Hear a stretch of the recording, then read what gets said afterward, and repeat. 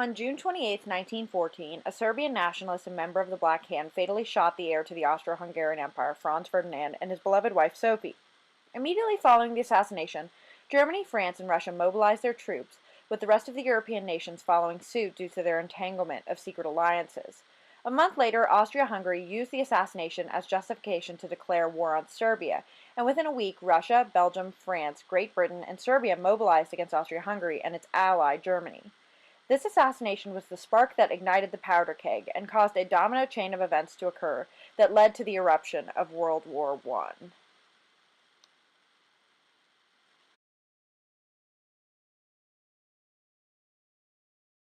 The power of the monarchy in Russia had been weakening for nearly a century leading up to the October Revolution of 1917.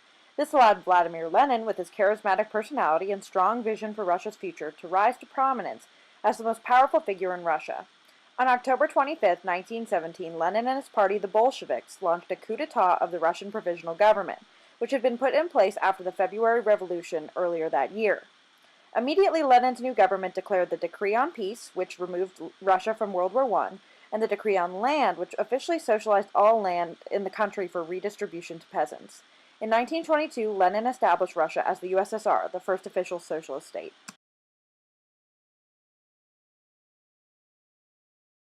The treaty that would define Germany's present and future existence was signed on June 28, 1919, at Versailles, outside Paris. Germany had no say in the treaty, and the terms were incredibly harsh. Germany was required to give up its colonial possessions, as well as the territories of Alsace-Lorraine on the French border, and much of present-day Poland.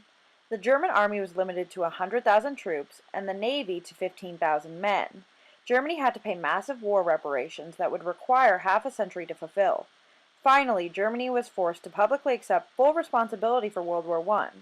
The treaty truly satisfied no one, even France, who believed that the treaty should have gone even further in punishing Germany.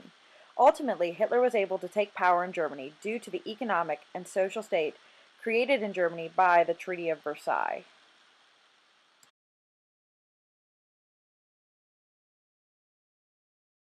Many people refer to the 1920s in America as roaring. Consumers had begun paying for goods on credit and buying stocks on margin. This meant that many people were getting rich on money that only existed on paper. The Roaring Twenties came abruptly to a halt on October 29, 1929. Stiffer competition with Britain for foreign investment had spurred speculators to dump American stocks in the late summer of 1929. Many Americans then pulled their money out of the stock market. On Black Tuesday, the stock market officially crashed as investors panicked and dumped 16 million shares. Herbert Hoover had been president for only a year before the crash, advocated a strict laissez-faire policy which allowed for the Depression to truly sink in. After winning the election in 1932, President Roosevelt implemented the New Deal, with programs like the Agricultural Adjustment Administration, aimed at helping farmers, or the Works Progress Administration to help curb unemployment. However, it wouldn't be until the U.S. entered into World War II in 1949 that the Great Depression finally came to an end.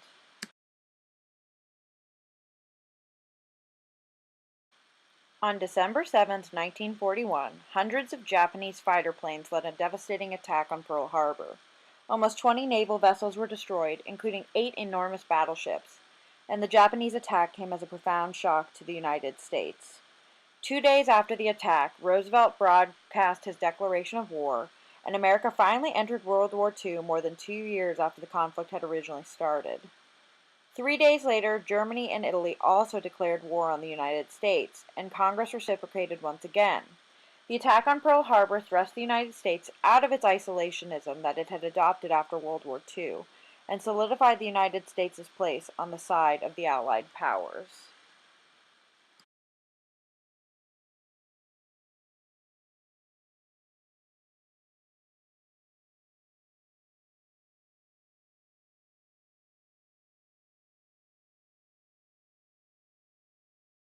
In the wee hours of June 6, 1944, the Allied forces led a successful invasion on the beaches of Normandy, France.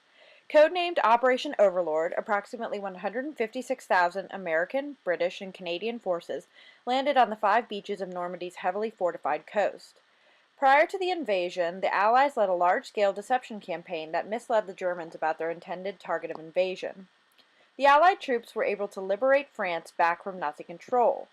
D-Day is significant in that it essentially paved the way for the Allies to liberate the rest of the occupied countries of Europe and marked a turning point in World War II and was the beginning of the end of Hitler and his Nazi regime.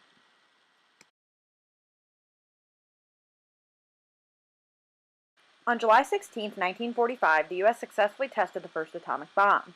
10 days later, Truman, Churchill, and Stalin signed the Potsdam Declaration, which demanded that Japan would surrender unconditionally and the country would be completely demilitarized.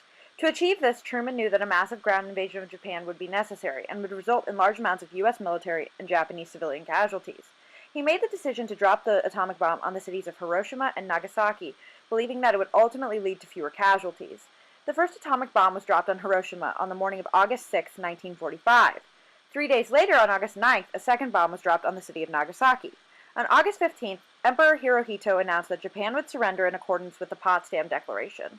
This event would trigger the beginning of the arms race between the U.S. and the USSR, a major source of tension during the Cold War.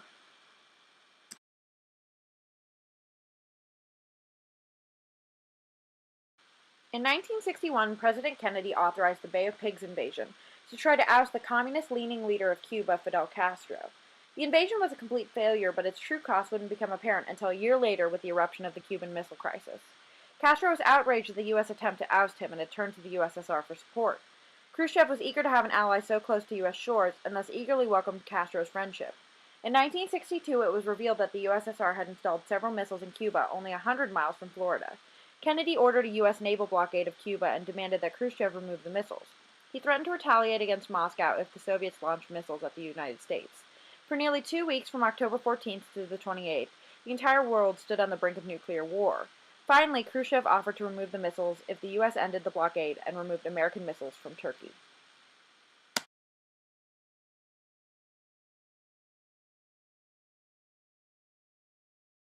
The Great Leap Forward was a social and economic campaign by the Communist Party of China led by Mao Zedong. The goal of this campaign was to transform China from an agrarian society into a more modern communist country through rapid industrialization. Mao's decision to embark on this campaign was due in part to his wariness of China's severe political and economic dependence on the Soviet Union, and Mao believed that China was to become an independent power through this militaristic approach towards economic development. This campaign was ultimately a disaster, as it led to widespread famine, mass deaths, and failure to improve the economy.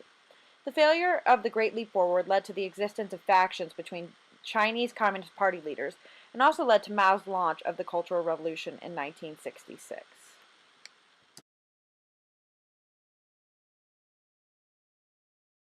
The Berlin Wall was a barrier constructed by the German Democratic Republic that isolated East and West Germany, with the official intended purpose to keep Western fascists from entering East Germany and undermining the socialist state, but in reality it served the objective of keeping East Berliners from fleeing into West Berlin. On November 9, 1989, the East German Communist Party leader announced that the GDR citizens could cross the border whenever they pleased, and that evening thousands of Berliners flooded the gates with the musical stylings of David Hasselhoff in a light-up jacket playing in the background. The crumbling of the Berlin Wall symbolized the collapse of the Soviet Union itself and served as a precursor to the end of the Cold War.